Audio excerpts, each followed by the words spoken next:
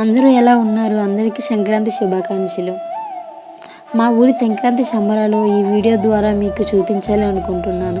సంక్రాంతి అంటే మతానికి చెందిన పండగే కాదు, ప్రతి ఒక్కరికి చెందిన పండగ. మనం తినే ప్రతి ఒక్క ముద్ద వెనుక ఒక రైతు కష్టం ఉంటుంది. ఎండనక, వాననక, చలి అనక భూమిపై ఉన్న నమ్మకంతో తన కష్టాన్ని పెట్టుబడిగా పెట్టి లాభం వచ్చినా రాకపోయినా వ్యవసాయం పైన ఆధారపడే రైతుల పండగ. సిటీస్లో ఏమో కానీ మాలాంటి విలేజెస్లో ఉండే ప్రతి ఒక్క రైతు చేసుకునే పెద్ద పండుగ భోగి. అంటే మాకు గుర్తొచ్చే అనుభూతులు, ప్రతి వీధుల్లో మంట వేస్తూ ఆ మంట దగ్గర అందరూ కూడుకొని ఉదయాన్నే చలిలో గుంపుగా కలుసుకుంటాం. రాములగా బుగ్గలవాడ, బురుజుగోడ నిబ్బరాల కండలవాడ, రాజాబేటాల కులకాడ కలుసుకుంట కాజుల పేరు పట్టకరారా. అల్లా బక్షు అత్తరు తెచ్చా, కొత్తపేటకు కారైగా కట్టుకొచ్చా. రంగా వెళ్ళే రైలు బండి రయ్య మంది పెట్టే బేడ పట్టుకొచ్చా.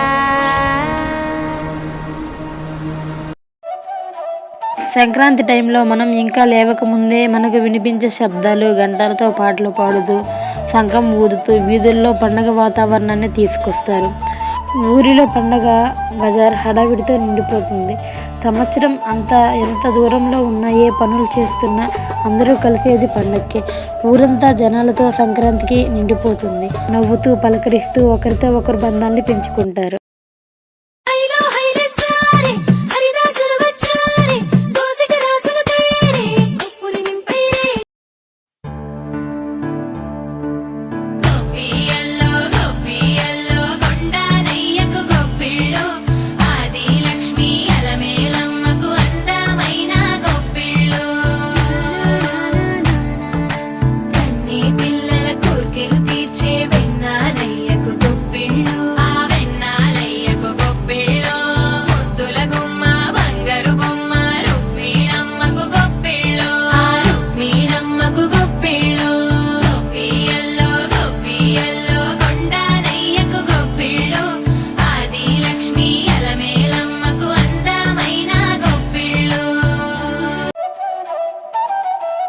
సంక్రాంతి రోజైతే ఏ వీధిలో వెళ్ళినా, ఏ దారిలో వెళ్ళినా, ఎటు చూసినా మనకు కనిపించేవి ముగ్గులే. ఒకరిని మించి ఒకరు చక్కగా ముగ్గులు వేస్తారు. పిండి వంటలంటే ఇంకా చెప్పాల్సిన అవసరమే లేదు.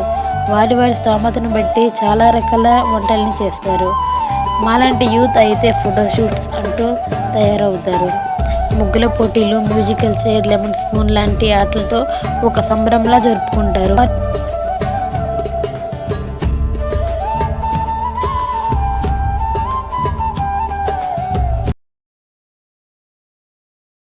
పశు సంగతి అదిరిపోద్ది సంక్రాంతి. అరే ఏంది వెంకీ సంగతి, ఎరగదిద్దాం సంక్రాంతి. ఏంది పశు సంగతి అదిరిపోద్ది సంక్రాంతి.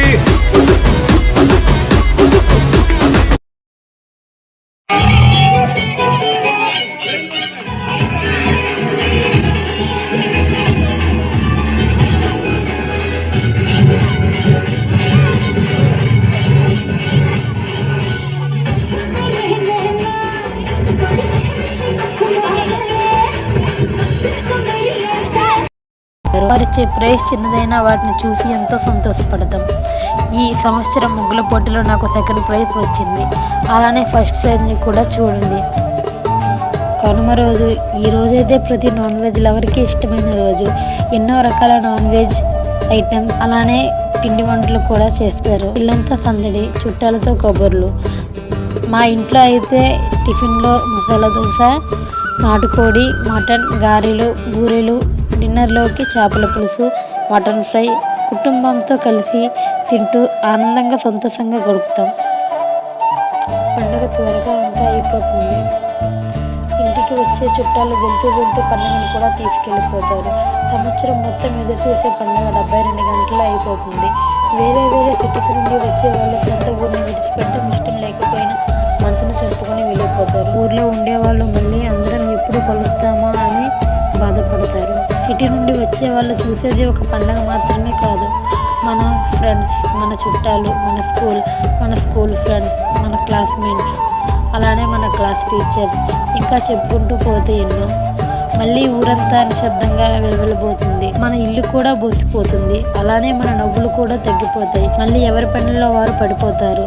మళ్ళీ ఆ రోజులను గుర్తు తెచ్చుకొని ఫొటోస్ చూసుకుంటూ ఇంకో పండగ కోసం లోపల ఎదురు చూసే వారికి సంక్రాంతి శుభాకాంక్షలు.